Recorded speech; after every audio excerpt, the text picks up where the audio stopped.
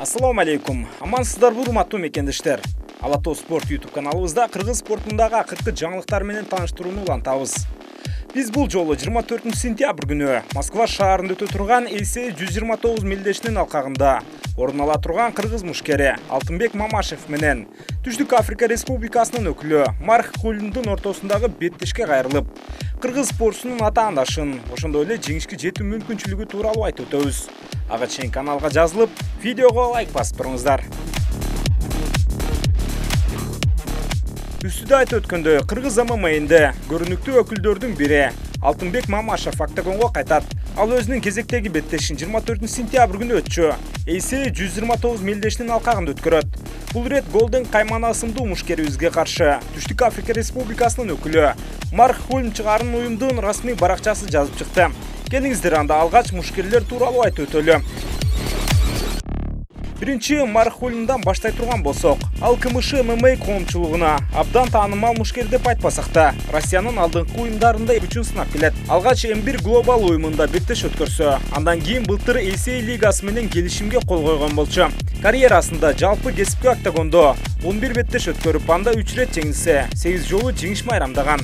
Беттештеринин басымдуу бөлүгүн африкалык уюмдарда өткөрсө, бизге таанымал уюмдардан Brave CF'те 1, М1 глобалда 1, ЭСЕде 1 жолудан жеңишке жеткен жайы бар.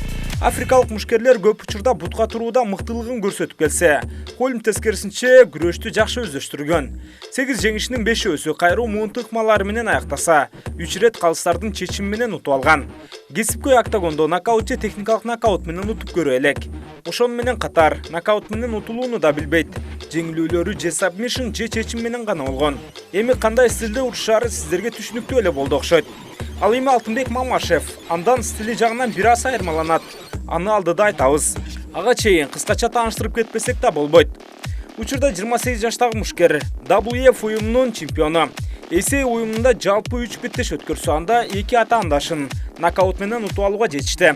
Бир беттешинде калыстардын чечими менен утулган.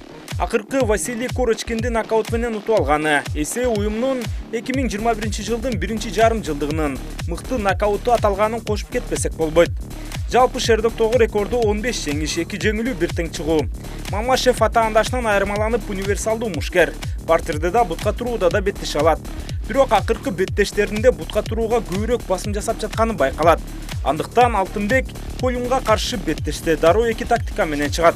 Биринчиси каршылашын алыстан кармап, кубаттуу соккуларды узатуу жана тейкдаундан коргонуу. Экинчиси каршылашы партерге алып келсе, анда аны менен грэпплингке түшүү.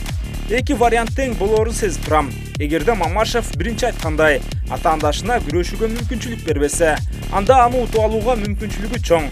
Эгерде күрөшүп кала турган болсо, Хулмдун грэпплингдеги чеберчилиги оңой эмес. Анда маселе жаралып калышы турган иш. Эми жалпылап жеңишке жетүү мүмкүнчүлүгү жөнүндө кандайдыр бир сөз айтуу кыйын. Антида Мамашевте жеңишке жетүү шансы көбүрөөктөй таасир калтырууда. Эгерде ал өзүнүн беттешин өткөрө алса, анда жеңишке жетүү толук мүмкүн.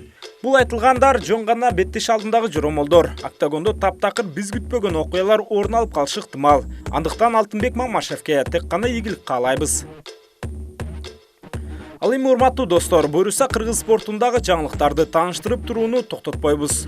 Андыктан каналга жазылып, жоготуп албоо үчүн коңгуроону да басып койсоңор болот. Берүүнү даярдап алып чыккан мен Нурсултан Турузбеков болдум. Кайра кезишкенче аман болуңуздар.